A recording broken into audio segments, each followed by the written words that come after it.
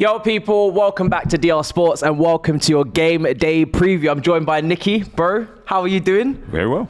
Yeah, good spirits, man. We really thank you for your services. I was saying to you just before we started, that Arsenal draw, and then obviously you batter Bournemouth and obviously, the Liverpool. But you guys you're moving up the table. Yeah, we're doing all right. We're doing okay at the minute. We're getting back to our old ways. So. Yeah, and I saw you and AGT eating some sort of ill in East London. What was that? Jellied eel. Oh, okay. I took him to a pie and mash shop. We had pie and mash, and then we tried jellied eels. It's not my cup of tea. Yeah. Would you eat it? I've never. No. Would you eat it?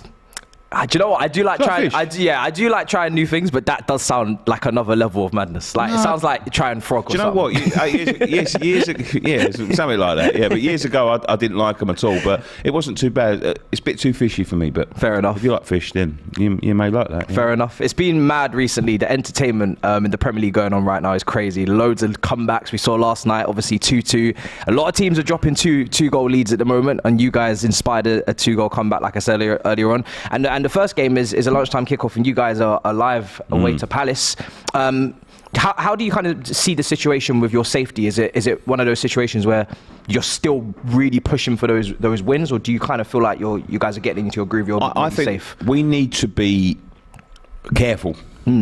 Because it's easy to get a false sense of security, and I was just saying this on my podcast last night on our Patreon. Is that it's easy to get them couple of wins, get that 34 points, and think, right, we're going to pick up enough points. But you've only got to look down the road at Chelsea, who can't buy a point at the moment. And that's not taking a dig or whatever. No, take the digs. and just to say, like, we've only got 6 games left now, and you've got to get to, But what I want to do, Matisse, is, because we've got the European semi-final, and obviously we want to go through to the final, you want to get them points on the board as early as you can and get yourself technically safe. So no matter what happens then, it would, we can literally concentrate on that, because winning a trophy for us, I know a lot of people will dismiss it, but for a club our size, just outside the top 6, that's a good thing. It'll be a good day for the fans, which it's been many years since we've had a day like that.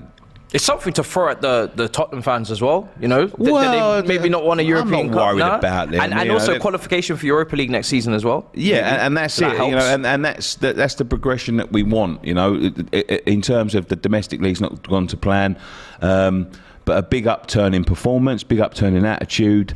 Some of our big players now turning up. Lucas Paqueta is running games now, and it's you can see development, you can see passion, desire, all of that seeping back into the side. So let's get them points on the board early, get ourselves technically safe. I think 2 more wins would do it. We've got Leicester to come, we've got Palace to come, we've got Leeds to come, as well as Man United at home, Man City away, which is is pretty much a write-off. So let's get them points on the board early. Let's not take our eye off the ball, and we can really concentrate on the European adventure that we're having. Big up to everybody in the chat as well. Get your predictions in for this game. How do you feel about Moyes coming into this game? Because obviously Roy Hodgson's new manager, I guess, at Palace. I don't know how long his term is going to be there, but he's definitely given them a big boost. 3 wins on the bounce, and now kind of started a little bit of that defeat to Wolves. But how do you feel about Moyes now? Is your position is it changing based on the form towards the end of the season? Maybe based on that potential Conference League win, or is it one of those things where it's like, regardless of what you do right now, I want a new manager for next season? Yeah, I think we need new ideas. It's football's changing, it's ever evolving, and I was saying this yesterday, I don't think there's places in the top leagues for managers like David Moyes. He's done brilliant with us the last 2 years, and I'll be forever grateful. But we have to move to the next step, and I think this season has just shown we've got found out from our tactics, and there isn't a willingness, or maybe not a willingness, but there isn't a plan in place to go with the times. And once you get found out, football is the Zerbis of the league, Emery's. You're seeing the standard of coaching is really going up. Yeah, the standards of coaching are going up.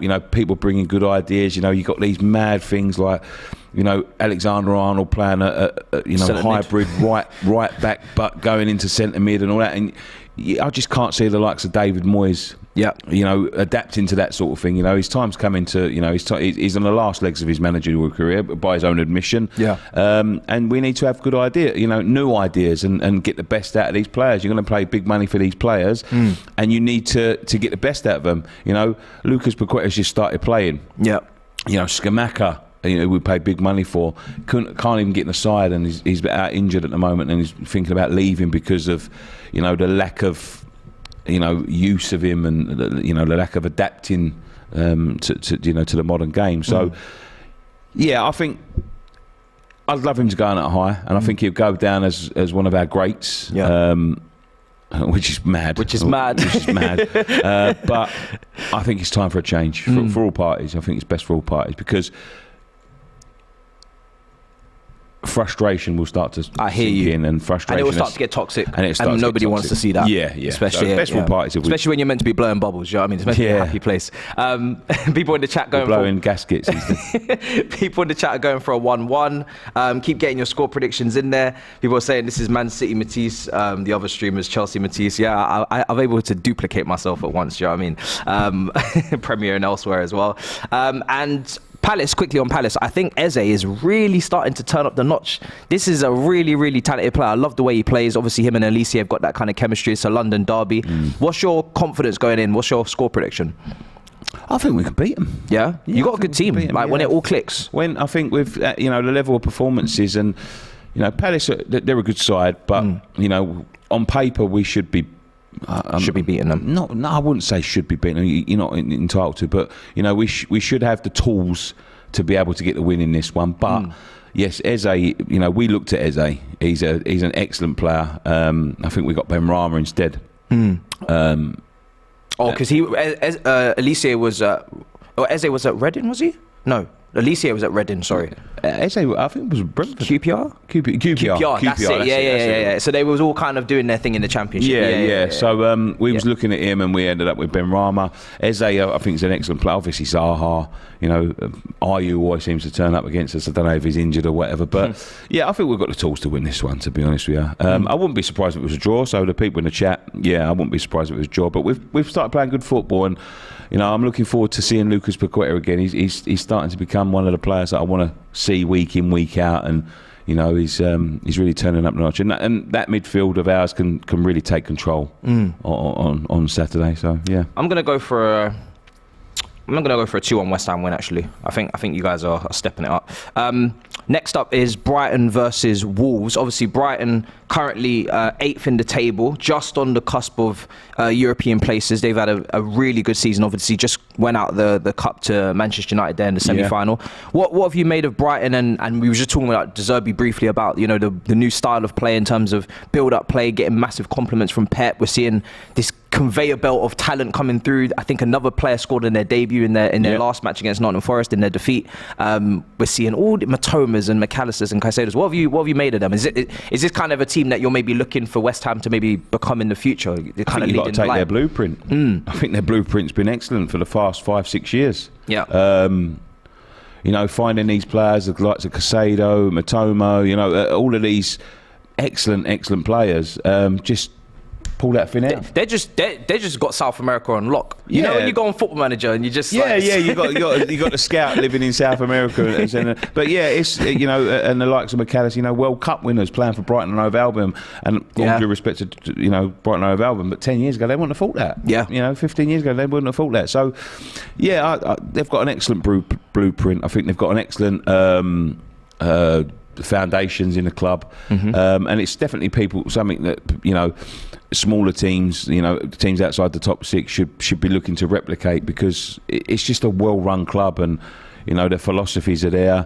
That even with the managers, they lose Potter, you think, oh, maybe it's going to go to Pot now, but it looks like it was, the blueprints imprinted in the club. Whether Potter's left that there or not, I'm not sure, but they seem to have a real plan plan for everything. Yeah. Doesn't matter what happens. Ben White goes, Basuma goes. Yeah. They just have a plan. They just got a plan. I wouldn't be surprised if they're scouting a manager now just to line up, just in case there's to be taken for compensation. Yeah, just making sure that everything fits within that, that blueprint of the club, and that's the way to do things. I think sometimes these owners, you look at Chelsea, they think chucking money at things is just going to solve the problems, and it's not. It's a lot of planning. There's a lot of different moving pieces in football clubs, and they've got it locked down. Brighton, they're an excellent club, and I love. We can't beat them for Adam. We haven't beaten them since come back to the Premier League. Neither can we.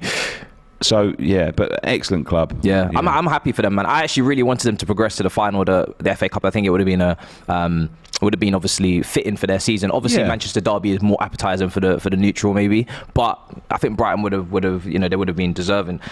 Wolves are off the back of 3 wins in their last 4. Lopetegui is really stepping it up now for them as well. Again, another team where when you go through their lineup, they have some really good players, whether it's Matheus Nunes, who's linked with Liverpool, Ruben Neves, obviously Diego Costa's been starting as well, Podence as well. Wolves they've obviously got this big Portuguese connection, with all of the signings that they bring in, but they seem to be taking themselves out of the relegation battle as well. How do you see this game kind of going in terms of a score, maybe? I think Wolves could pip this one.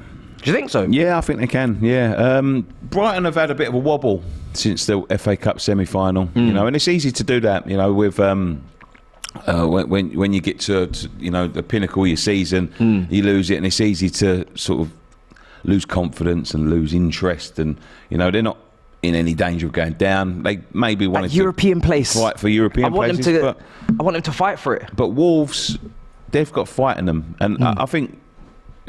Their upturn in their season's become since really they signed Craig Dawson from us. I think he's given them a little bit of steel in there. And was you surprised when that move happened? Yeah, I was surprised that we sold him to them. I'll be honest, I was surprised, and I was very upset that we sold him to them. Listen, Craig Dawson was a fantastic. So it became one of my favourite players. I like an old school centre back, steely centre back. One loves of them to defend. Loves to defend. One of them people that can, would chuck their body in front of anything for the cause. And I don't think that's something that we needed to be handing to a relegation rival, whether he wanted to go there or not. I know he had family up north, and he did ask to go back to the Midlands. Okay. But I'd have said to him, in terms of where we found ourselves in January, I'd have said to him, look, we'll loan you to West Brom, or you can go to Birmingham on loan for half of it until the end of the season. I think selling him to a relegation rival was a mistake. Yeah. But it's worked out well for both clubs. Yeah, it seems like both of you are kind of moving up the table. So no one's gonna lose out there. In terms of score prediction, I'm gonna go with a Brighton win. I really want them to make a European place. At the moment, they're just outside with Liverpool, 4 points ahead. But Brighton do have a lot of games in hand. Brighton have only played 30 games. Yeah, so they've got 2 or 3 games in hand over everybody above them. But obviously, points on the board matters. So we'll see what happens there. Brentford against Nottingham Forest as well. Obviously, Nottingham Forest just off the back of that win against Brighton as well in midweek, and Brentford. I mean, they just beat us, so that's normal. Everybody beats us at the moment. I've seen them up close, but they didn't have to play too special at Stamford Bridge, to be honest. They just deployed a simple plan of action. They were organised. Their coach had serious intentions to actually win the game with the substitutions coming on with them in Buemo, and they go to Stamford Bridge and they win 2-0. And West London is red, as they tweeted out. Fulham in 10th as well. I don't think they're going to make Europe, but again, they could be on the beach. But the way that they rocked up to Stamford Bridge, you think that they were the team that are still chasing European places. And Nottingham Forest, I mean, they are in the thick of it, aren't they? What do you see for them? Yeah, I mean, it's a weird season, isn't it? And this is what I was saying about. They were looking like they were okay. They were moving. They up was the okay. ranks. Then they slipped into it, and that's how close and tight it is out there. That 1 win, 2 wins can get you right out of it. Mm-hmm. But I thought the other day they was dead and buried. Went 1-0 down against Brighton, come back and won 3-1, which is no. It's no easy task doing that, So, yeah, they're having an upturn. Brentford are having a sort of in and out season, really, aren't they? But They've done well to just kind of solidify themselves by this stage, isn't it? Yeah, absolutely. For how much resources they have in terms of money spent and things like that. Obviously, I think Ivan Toney's almost on 20 goals as well. He is, yeah. I'm going to have a draw. I'm going to go for a draw for this one. Yeah. I'm going to go with I'm going to agree with you. I'm going to go with a draw as well. I think Nottingham Forest kind of have to fight for this. They have to win. I think if they... I mean, I think they'll go down. I don't know what your predicted... What's your predicted bottom three while we're on this, actually? We won't go over that. I done a predicted bottom three. You don't want it? I really sorted it out. You know? So I think it'll be Southampton. I think will go Everton. Unfortunately for them, and I'm going to say Forest. I'm going to say Forest. Yeah. I think I had Leeds, Southampton, and Forest as well. Or did I have Forest? Maybe I didn't. I don't want to change it too much before they clip me. Let's go to Sunday's fixtures. Bournemouth against Leeds as well. Again, big battle at the bottom. I think Leeds with Garcia, I'm not going to lie, didn't really get that appointment. I think they haven't. I mean, maybe there's been a bit of a manager merry-go-round down there to the point where you're thinking to yourself, who's actually left? You know, we've seen Jesse March getting, linked with Leicester, and you're kind of thinking to yourself, wait a second, I think everybody's taken up all the managers because everybody down there's basically sacked someone apart from yourselves and maybe Nottingham Forest as well with Cooper. So what have you made of Leeds' decision to go down this route? I don't think Leeds have got direction. I think they're just swinging and hoping now, and hoping that there's three worse teams in them. It's a weird appointment, but they had to make an appointment. But again, I think it's the same as everyone down there. You literally just. Because they've got good players, Nononto, Somerville. They have got some good players, but they've got some shoddy ones as well. And I think can't defend. Can't defend, and I think that's been left over from Bielsa's time there. It was gung ho. Yeah. They lost Phillips in the summer, and that's really hurt them. They've had dips of good. And he form. was injured the season before as well. Bamford was really rusty with that effort that he had there. Should have scored. Missed an open goal. Basically, lots of injuries to Bamford. Losing Phillips, injuries last year. Rodrigo, I think's out. So Rodrigo, and so. They're having one of them in and out seasons, them up and down seasons, but they're in the thick of it. I think they're going down. I'm looking at their fixture list. They've got Bournemouth away, then they've got Man City away, Newcastle at home, West Ham away, Tottenham at home. Yeah, they're in trouble. Yeah, really, really big trouble, Leeds. And 3 defeats in their last 4. I think that Bamford miss against Leicester is just that is almost that is nail in a coffin. That is potentially, yeah. I mean, they're not even in the relegation zone as I'm speaking at the moment. They are 16th. There is Leicester, Everton, Southampton below them with Forest as well. It's really tight. They're on 30 points, just 1 point ahead, and they've played 33 games. Everybody down there has played 33 games, so it is very tight. Bournemouth, on the other hand, I've been very impressed with Bournemouth. Yeah. Really impressed. I think Bournemouth. I saw them at the Emirates, the performance they put in there at home to Liverpool as well, the performance they put in there, then going to Tottenham and getting that late winner as well. They've just come off the back of a Southampton win.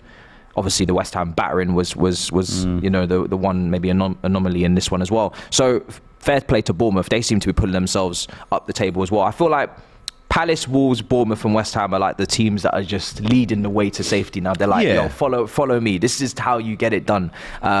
And obviously Billing is having a really, really good season, I think, as well for them. So what's your score prediction for that one? I'll say Bournemouth win it. 2-0. I think so too. Big up everybody in the chat. People are going with a Bournemouth 2-0 win. Someone said here, Southampton, Everton, Leeds are down. Someone said, go find a manager. I don't know if they're talking to me or Tottenham fans. Road to 40 points continues. Maybe I should be mentioning my team in a relegation battle. Do you know someone on Twitter mathematically went through the fixtures and calculated the worst possible scenario for Chelsea, and they just about said we'll stay up. Maybe finishing because like they play 16th. each other. A lot of the teams play each other, isn't it? Yeah. Everyone, But imagine someone actually had to do that. It's insane. It just goes to show where we're at the moment. 2 less wins, mate. You could have been in trouble. Yeah, no, literally. And I think if we were in a relegation fight, I said this the other day, if my team was actually in a relegation fight, I don't think we'd survive.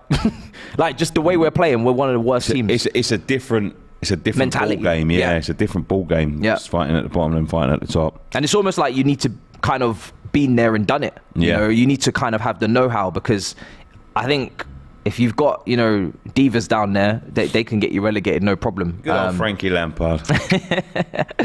Manchester United versus Aston Villa as well, 2 o'clock kickoff. This is going to be a fun one. Man United, yesterday obviously dropping that 2-goal lead to Tottenham. They were in complete control. I was watching the game at the Tottenham Hotspur Stadium. They were in complete control. They should have been really 3 or 4-0 up. Really good performance, playing some great football, nice counter-attacks. And then second half, some of the substitutions, maybe even before that, they just started to lose all control of the game. And statistically, it just flipped. It went from, double shots for Man United versus Tottenham in the first half to completely flip into 12-6 on shots there second half. And Tottenham really could have won it. Yeah. Eric Dyer, one of the misses of the season, just completely missed the target. Son as well, great opportunity missed. What did you make of it? I mean, top 4 race, is there still hope for anyone? Or I personally feel like Newcastle and Man United have that. Yeah, I think they've locked that in now, just because, a few games left and they'll pick up a couple of points by the end of the season. But they're having a real dip in form, Man United. I think getting to 2 cup finals, some players, they sort of like, when they look at the table, they may switch off. Not as great as they was. They had a real upturn in form. Rashford's form sort of toned itself down a little bit. He's not in. I think he's struggling with an injury. Struggling a little bit, and he's been the catalyst for them this season. Yeah, not as great as they think they are. No, Sancho did score, which I was happy for him there, getting that early goal. He played pretty well. But again, at Tottenham, Harry Kane is everything to that team. And if he leaves in the summer, he's leaving for Man United, which is what a lot of people are saying. Oh, he's leaving. Yeah, he's got to. He has to. Man United are playing Weghorst. Yeah, and Martial's very injury prone. Very injury prone. He's crying out. Man United are crying out for a striker, and he wants to move. He's going to go to Man United in the summer, and it make Man United a really good. He was playing like Wayne Rooney in the second half. The way he was dropping deep, switching play, the cross for Son. He's a playmaker, the striker. Sometimes he's coming back to carry the ball like forward a hybrid, as well. He's everything. Yeah, he's everything for hybrid. He's really good, and he adapts his game as he goes. Perfect professional. I like Harry Kane. I remember when we did a show on Saturday Football Show, you did do Gabriel Jesus goal scoring predictions. Did you do one for Richarlison? No. Because I can't believe this. I'm going to say this now, right? I can't believe this is happening. I got laughed at the beginning of the season. I know he had an injury, but that ain't my fault, right?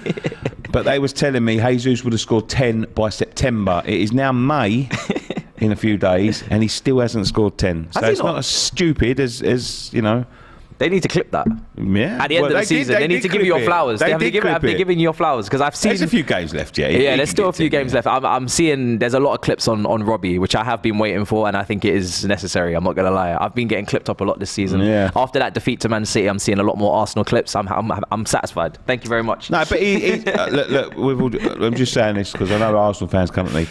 He's brought a lot more to your team than just goals. And, yeah. So. Yeah, 100%. Big shout out to On Track GP as well, guys. Make sure you subscribe. Baku Grand Prix is this weekend. We got qualifying, we got sprint races, and we've also got the main race as well, of course, on the Sunday. So, lunchtime start there before the Man United Aston Villa game. So you can sneak it in. So make sure you check us out. Prix, is it? Yeah, Baku. It's a great track. It's one of my favourites. Unbelievable track. The castle turn, everything. And the site of a cup final once, wasn't it? Yes, Europa League. Look, you're really getting the digs in today. These Arsenal fans will be going crazy in the chat. They're definitely not in good spirits after what happened. Luckily for you guys, you don't play until Tuesday. I don't think it's part of the weekend, so you guys are going to get away with it. I'm not going to lie. I'm not. We'll get a say. I'll leave it in the end, but you guys are going to get away with it for the most part. I'm not going to lie. So count yourselves lucky that you're not playing on the weekend. So yeah, Manchester United versus Aston Villa. Aston Villa, unbelievable. I think there's a shout for Emery being contender for manager of the year. I think he's got to be. After what he's done. Do you know where they come from? I'm going to tell you, right? They was 6 points below West Ham in 17th when he was appointed. One place outside the relegation zone. Sitting fifth now. Is it fifth or is it sixth? Yeah, they're in fifth. Sitting in fifth, and with a real opportunity. Sorry, they're in sixth, but they're level on points with Tottenham. On goal difference, they're sixth. And when you're looking at the trajectory of the two teams, maybe Villa will overtake them. But yeah, they're sixth on goal difference. And within an outside chance of getting Champions League football. I mean, that is some up to. I think that might be the biggest sway. The biggest in one sway season in history. Because we saw Eddie Howe take Newcastle last season from relegation to 10th. But this is even crazy. Yeah, that's 17th to This is to fit. He's done a Michael Carrick basically at Middlesbrough, but just in the Premier League. Crazy, unbelievable. Pep will win it, obviously, if he wins the title. But I think Emery's job. Listen, Pep's done an incredible season again. If he does, especially if he does a treble. But if you're talking about Premier League performance, I think Emery really does deserve it, just based off the fact as well that I don't think they really did too much in January for what I can remember. They kind of just stuck with what they have, and he's flipped it. He's flipped the whole script. It's insane. If they get Europa League qualification, that is massive. That is huge for them to go from relegation contenders under Steven Gerrard to European places. Insane. They're one of the most informed teams in the Premier League right now, and to be honest, I think they've got something for Manchester United if Man United aren't careful, because they're brave. They have nothing to lose in the sense that they have great Ollie Watkins. I mean, this guy, ever since Danny Ings left, especially, he's like, okay, finally you've moved aside. I can actually get to business now. What have you made of Watkins, McGinn, Ramsey, Jacob Ramsey? Been excellent. They've been even Mings. Even Mings and Konza back there are actually putting up some solid performances. Honestly, you're right. They are they're probably the informed team. I mean, look at those greens for the form. It's just insane. Yeah, it's crazy. And we drew them at home, and in the grand scheme of things, beating Newcastle 3-0 the other day. I mean, dismissing them. Yeah, just swiping them aside. Newcastle, another real informed team, been scoring goals for fun, and just whacked them 3-0. Yeah, a good story. That I like that. Villa fans will be happy. They've been on the. When you look at Villa, and I went there, big club, Gerrard, massive club, but they've had the tools to get something like that done. Now it looks like they found a manager. So, they're unbeaten in 10, 2 draws, 8 wins, and the 2 defeats before that were to Arsenal and Manchester City. So this is a serious outfit right now.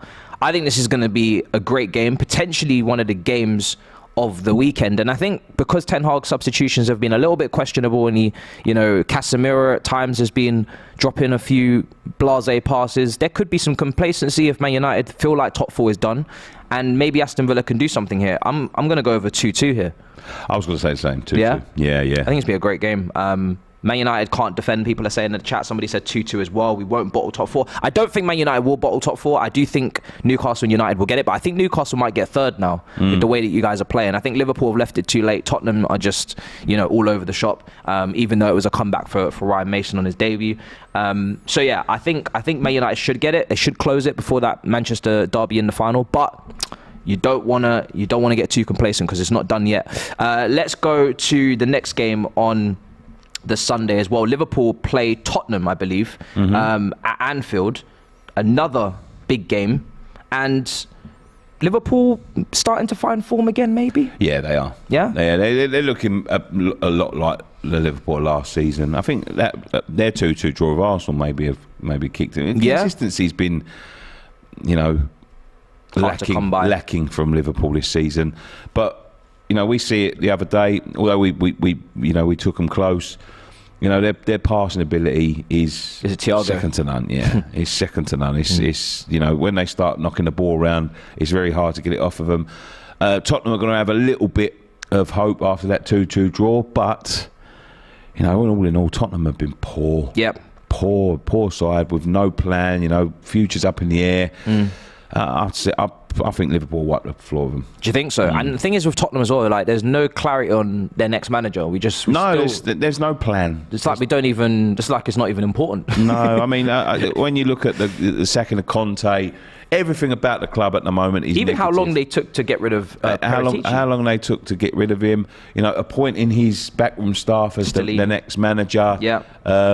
What Conte was saying in his last press conference, he literally damned the club and just said, there is no one that can come here and do well. They just, the way the players, the attitudes of the players, the attitude of the club, basically no one's going to come here and do well. And I'm not used to this, and I've had enough of it. And it's very damning, that sort of thing. And there are a few players that need to sit there and look at, take a look at themselves in the mirror, because they are a big side, and they have been, worthy of Champions League places. But there is lack of attitude and lack of application and lack of desire. Real lack of desire. And I fear for Tottenham. I don't fear for them. But I fear for the trajectory looks downwards. Yes, for sure. It does. Yeah, absolutely. 100%. Also, in terms of Gakpo, I think Gakpo. I wasn't Gakpo's biggest fan when he came in. I think I was looking at him thinking, do Liverpool really need that? They've got Núñez, they've got Diaz. I know he's injured.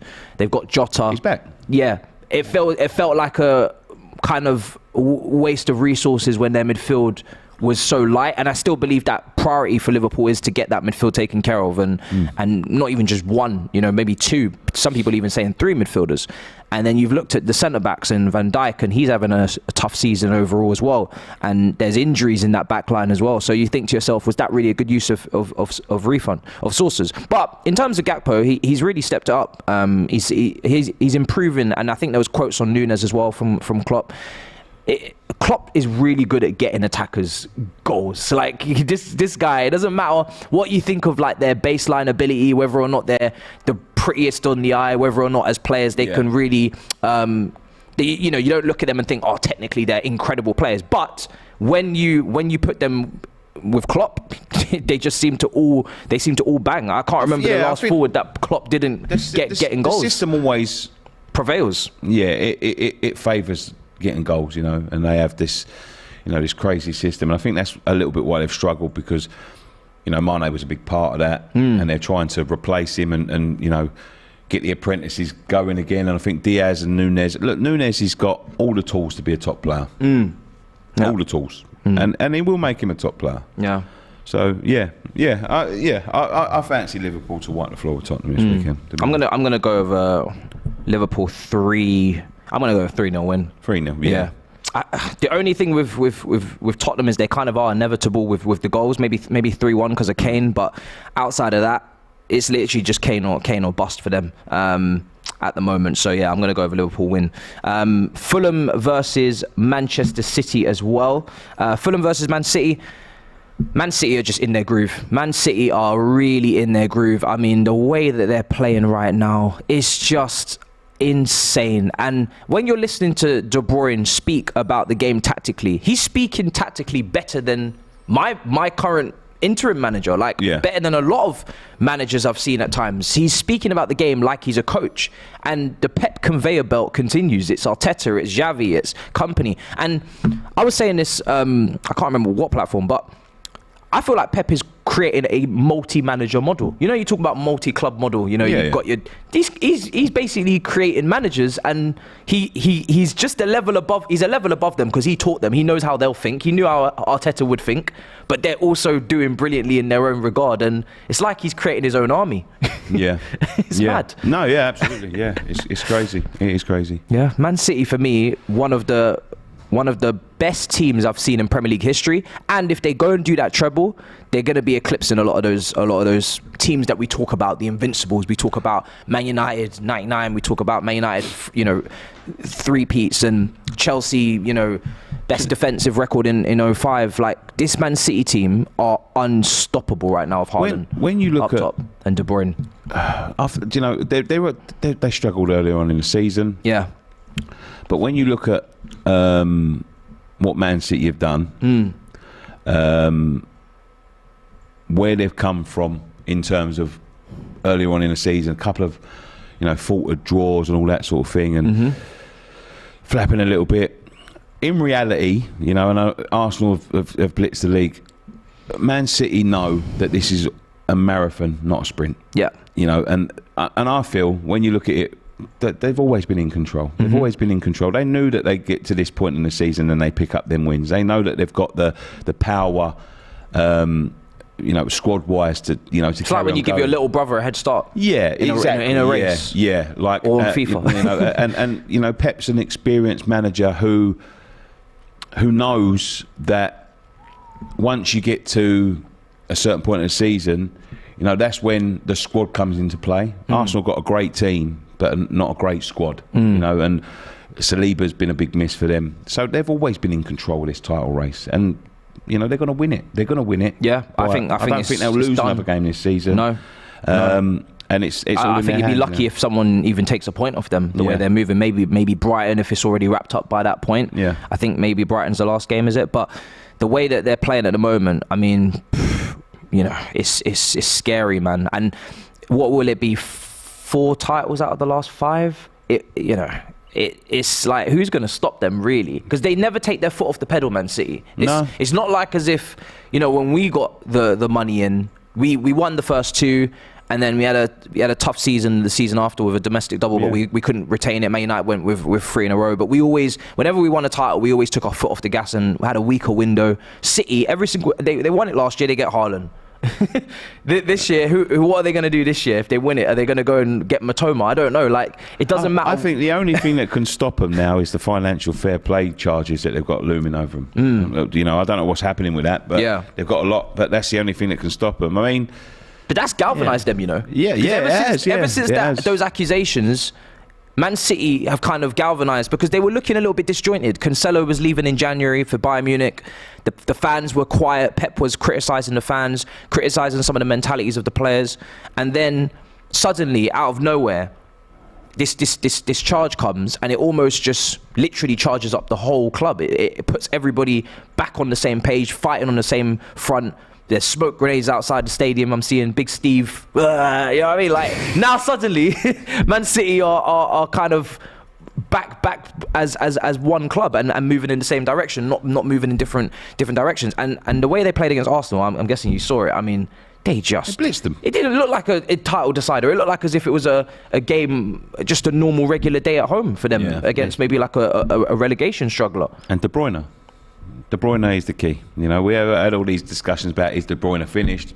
No. I remember Robbie, and I saw a clip, is De Bruyne world class? And I'm so glad I didn't stop pressing, because I said, Robbie, you can't say that. Like, I know you want to start up a conversation here. This is not the conversation. You cannot talk about De Bruyne and ask the question, is he world class? I don't care about international performances. Well, we've seen Lampard, Gerrard, Scholes not be international greats. We've seen world class players not be, unbelievable on the international stage. De Bruyne is world class. It's not even a conversation. It's not a debate.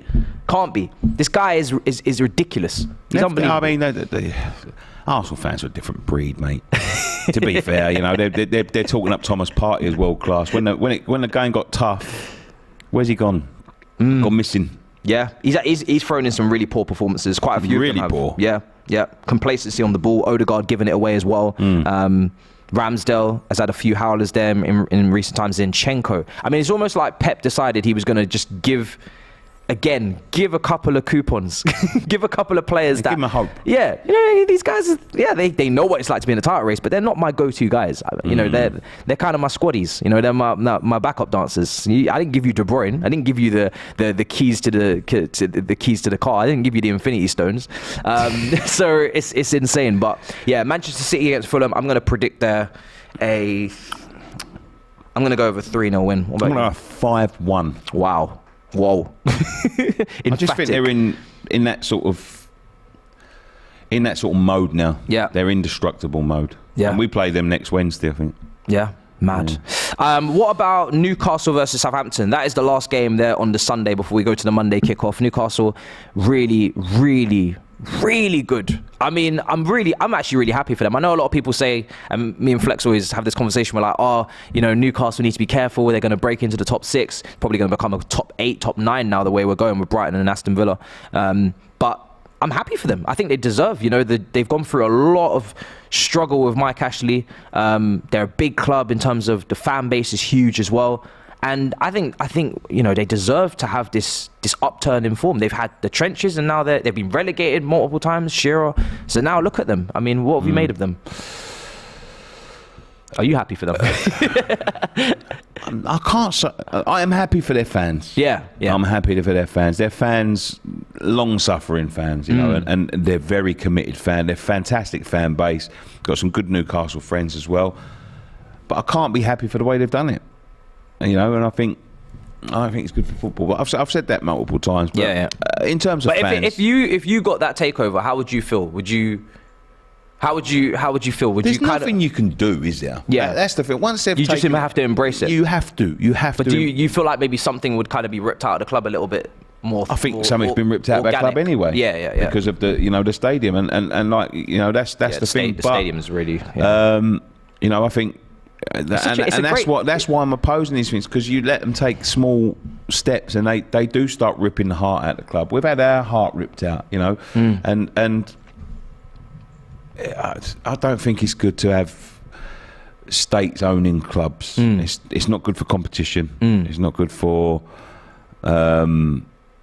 I guess if everybody was owned by a state, then it doesn't matter. No, but that's what I'm saying. It's not good for competition, and it's a monopoly. But in terms of their fans, look, let them enjoy the ride.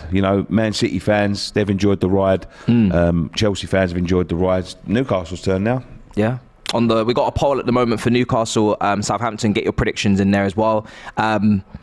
I think this is as clear cut as it gets. Top of the not top of the table, but a top team in the Premier League versus the bottom team that I think are basically dead and buried.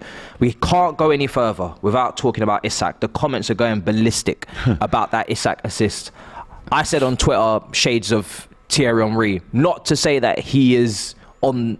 He's obviously, he's nowhere near that level. But moves like him. He moves like him. He moves like him. In that moment there, in that assist, he moved like him. That was Thierry Henry-esque. It reminded me of him when I watched him take the ball on the halfway line off the left wing, and he went past players, and he's just. I think it's contender for goal of the season purely based on the assist, because I actually to this moment I can't think of how he's managed to maneuver past all of those guys in such close quarters. You're on the touchline, you're on the byline, then you're one heavy touch away from being out of play, and then the composure to just dink it over the keeper, and it's a tap in for Murphy. It's just incredible, and he was bought for a high price tag, but when you look at some of the issues for Man United striker situation, Chelsea striker situation, you think to yourself, wow, Newcastle have really gone and got themselves a serious player. They have. He's a good player, and I was watching the replay of that. Right, somebody said to me, "You've got to watch this." I've watched it like 5 times. You've got to watch this. You've got to watch this. So I flicked it on, and I thought, the amount of touches he got in, as he's coming up the line, the amount of touches the close control. I thought I was watching it in fast forward. Yeah, I really did. You thought he was watching it in times 2. I was watching it. I had to check it. I was thinking, how has he got that many touches in? I mean, don't get me wrong. It's Sunday League defending from Everton. Everton players, when he got to the byline, they were just watching him walk past. I think they were stunned. I think their jaw, I think their jaws just dropped. They were like, whoa. But they forgot they were actually part of the moment. They needed to stop it. I don't think it's Sunday League defending. I think he's made them look Sunday League. Yeah, I want to just credit him all. It was phenomenal, and he does. He moves and he plays like Thierry Henry. He does. And the thing is with Newcastle, they've got a bit of depth up there. St. Maximin was out injured. Callum Wilson is not in this game, but Callum Wilson has been coming off the bench. Almiron's only just come back from injury. Murphy is really starting to step up now, and he scored a brilliant long shot against Tottenham. Newcastle absolutely battering teams at the moment. Definitely for me making top 4. I think they were having a bit of a blip for goals scored in the middle part of the season. The defence has always been fantastic, and some people were starting to kind of walk away from Newcastle and saying, oh, they're just going to drop off, and more out of hope than expectation, because I didn't expect Newcastle to be in this position. I just stuck with them. I said, you know what, no, they're going to make it, and I'm so happy that they have sustained it and gone back to the levels they were showing. There's a few factors that have helped them. They did have a blip in the middle of the season. I remember talking to a Newcastle fan when we drew up their 1-1. Yeah. And I said to him, you're going to make Champions League? And he went, no. Not, squad ain't big enough, blah, blah, blah, all of this sort of stuff. But Chelsea's drop, Tottenham's drop, in form have opened up a gap there, and they've seized control over the last sort of 5. The goals they're scoring, the amount of goals they're scoring: 4 against Everton, 5 against us, 5 against someone else. 6 against Tottenham. Should have been 9. Yeah, it's it's a mad amount of goals that they're scoring, and they're brimming with confidence. I can see this being another 6 or 7-0. Do you think so? Yeah, I can. There's no reason why not, isn't it? Because I don't see any complacency. Once they get going, they're relentless. You know, when that Tottenham game the other day, 5-0 up in 20 minutes. I've never seen a game. Oh, it was unbelievable. You know, and I remember watching the 5th goal. I thought it was showing a replay of the 4th goal, and you know, because he put it in the same corner, didn't he? So at one point, social media teams were trying to obviously update the goals and put clips out. I think it was Sky, and they ended up just saying there's a goal and then there's another goal because that's just happened now. We've got 2 goals on the back. You know, we're just gonna have to put them together in the same tweet because there was just no time to separate. This is going to be the what they call it, the villain. Southampton like a good 9-0. Yeah, they do like under it. Hassan. But this is going to be the you know, the villain pre-story. What do they call it? They call it the villain. I'm not even sure. This is where Newcastle is going to become a big club. Yeah. You know, this summer is going to be. I think it's going to be for players one of the most attractive clubs to go to because they've got the direction. They've now got Champions League football. They've got some fantastic players already. Stability, manager, ownership. You know, fan base, money, like everything. Money. You know, they can pay the wages. They've still got like a surplus that they can spend because of what Ashley done, the little business he done. So financially fair play. This could be. The villain origin story, I think they call it, is when they become one of the most hated clubs in the country because they're going to be so good. Yeah. Shout for Eddie for manager of the season. Super chat coming in there. 100%. Yeah. I think him, Emery are leading the chase. I think, you know, obviously I think if Arteta had won the league, you would have just said 100% you have to give it to him. But because of Arsenal's kind of fall off, listen, he's still done a great Premier League season. But I think Eddie Howe, again, this is only his 2nd season. Last season, they were in a relegation battle. He took them to 10th, and now they're in the top 4. I mean, that is just... we talk about moving through the ranks. I mean, that is him and Emery are doing serious things in terms of turning over a team and putting them on a pedestal. He's done an incredible job, and I think the way he's kind of used Joe Linton.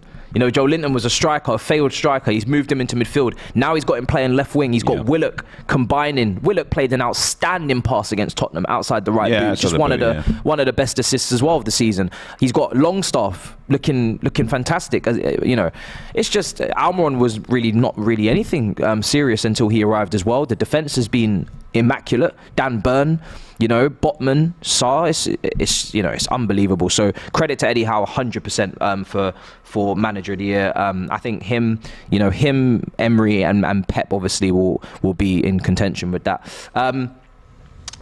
People are shocked that I'm saying Arteta. Listen, Arsenal are 2nd there in the title race. I have to give them their plaudits because I didn't put them there. I think I had Arsenal predicted to finish 5th, so they've confused me. So I have to give him credit. The final game, obviously on the Monday as well. Let me just quickly get it up.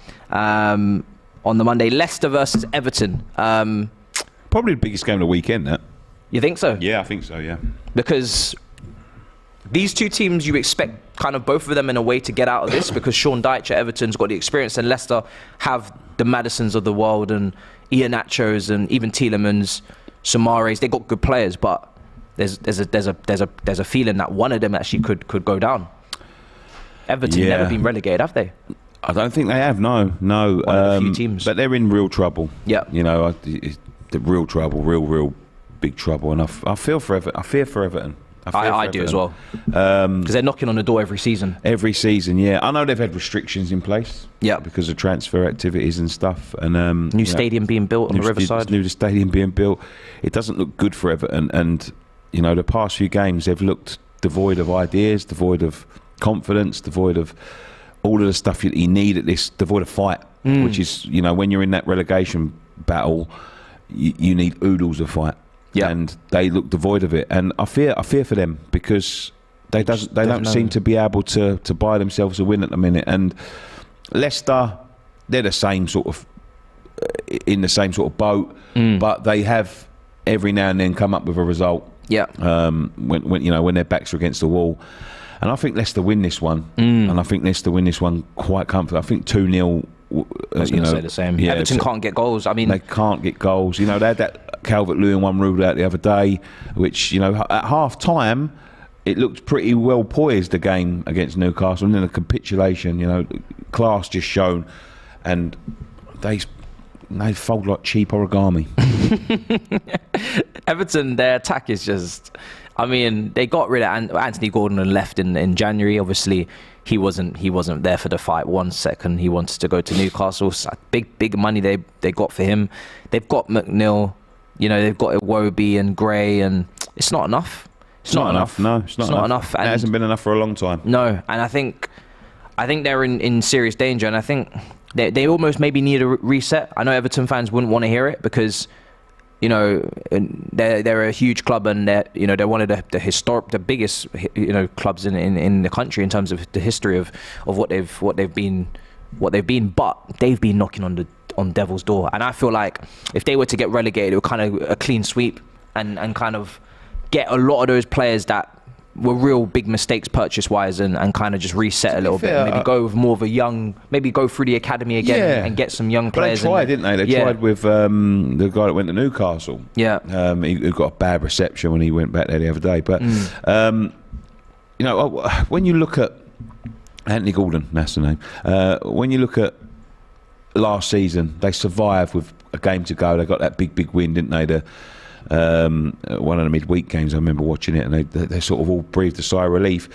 This has been, I could see this coming from a mile off, you know, selling Richarlison straight after that, and, you know, in the summer. There's no replacements. Mopé. Mopé has been absolutely awful. They solidified their defence. They looked solid at first, and they brought Onana in the midfield. Who I think West Ham could go and pick up again. Good player. Once they go down. If they go down, you know, West Ham were in for him. He chose Everton. I think West Ham could go back for him this season. Losing Declan Rice, I think it'd be a good sign for us. You know, and they brought them in, and they got Tarkowski and Cody in, and you thought, yeah, they're starting to look, but it's goal scoring. It's goal scoring, you know, and when your backs are against the wall 24/7, you know, the defence isn't going to save you. No. You know, you need to get goals. Calvert-Lewin, just not enough. Don't play enough. Hasn't really been on it since Ancelotti. No, not really. No, he's a good player, and I think it'd suit other clubs. But who's going to buy him? Was it Ancelotti, or was it their legend that came in? Koeman. Not Koeman. Their former striker that came in, name escapes me. Ferguson. Was it? Yeah, Ferguson, wasn't it? Ferguson. Yeah, that's it. And I think it was either him or Ancelotti that had him in great form. I can't remember which manager it was, but I think it was one of those two that had him in great form, and they had like James Rodriguez in those times as well, creating opportunities. That would have been Ancelotti times. Yeah. So they would have, you know, had something there with him, but I think the injuries kind of caught up with him as well, and then he's kind of just gone off the ball. I remember when he was in the England squad and he was looking like, you know, he could potentially be a deputy for Harry Kane, but too injury prone, doesn't play enough games, you know, and he was a real threat in the box aerially. It's a shame, I think. And then some of the you know, decisions, Lampard came in there, and Dele Alli, I mean, come on. Last season they just seem to have that, everything that they try doesn't work. Everything that they try doesn't work. I mean, I don't know where they thought they was going to be, because I was saying, like, you know, Richarlison pretty much saved them last year. You know, his goals towards the end of the season saved them. And once they sold him, you're thinking, right, so what's your next move here? Because, you know, there must be a plan. There must be a plan. You know, you're going to sell your main him. Threat. So what are you doing? And nothing. And they've done nothing. And Sunderland vibes I get from them. Sunderland vibes. Just, you know, no plan, just waiting almost for the inevitable. And hoping and praying, you know, hoping that, you know, something will happen. But everything they seem turns to dust. Seem to touch turns to dust, and big trouble. They look like one of them teams that need a reset. They need a forward-thinking approach as well. Young players to come through. I mean, you look at the way Burnley are playing. They've kind of been transformed under the company. They're coming up. Sheffield United are coming up as well. So we'll see what happens with Everton. But I do think this could be it for them, potentially. Even though I thought Sean Dyche could get them out of it, their attack is just it's toothless. Toothless, yeah, exactly. It's like my nan trying to bite into something. Leicester versus Everton. Your prediction was a Leicester win. I'm going to go with a Leicester win as well. I'll go 2-0. And yeah, that's all the fixtures. Like I said, Arsenal fans, you're escaping. You play Tuesday. It's not part of it. So I'm going to leave it. Do you know what I mean? That's midweek. So you guys... We'll get you next week. Yeah, we'll get you next time. We'll talk. You know, the focus isn't quite on you this weekend, but... We can't say nothing. Yeah, we can't. We can't exactly. We can't say anything. How shameless can we really be? It's been pretty bleak for both of us, considering how much money we've spent in the summer. The only way we could have got more shameless if we got Abby and expressions. Yeah. But listen, best of enemies. You know, you'll get all of that. So until then, been a pleasure, Nicky. Absolute pleasure. Mate. Great show. Brilliant. And big up to everybody in the chat. Make sure you guys are subscribed. Make sure you smash the likes. Make sure you also subscribe to On Track GP as well. Me, Abby, Robbie, Joe, Sam will be covering Baku qualifyings today. We've got sprint race tomorrow and the race as well on Sunday. And F1 is back from its break. I've heard rumours, right, of a summer, in the summer, of a DR On Track GP. Kart race or whatever. Yeah, listen, it's in the works. Listen, guys, subscribe because it's in the works. I'm going to be showing my Lewis Hamilton abilities and you know, lapping people, if anything. I'm going to be showing my Mario Kart abilities. Dashing things behind me, yeah. That's the only way I'm winning, man. I'm King Koopa, you know. So, guys, make sure you subscribe here as well. Smash up the likes, big up, and we'll see you guys next time. In a bit, people. Peace.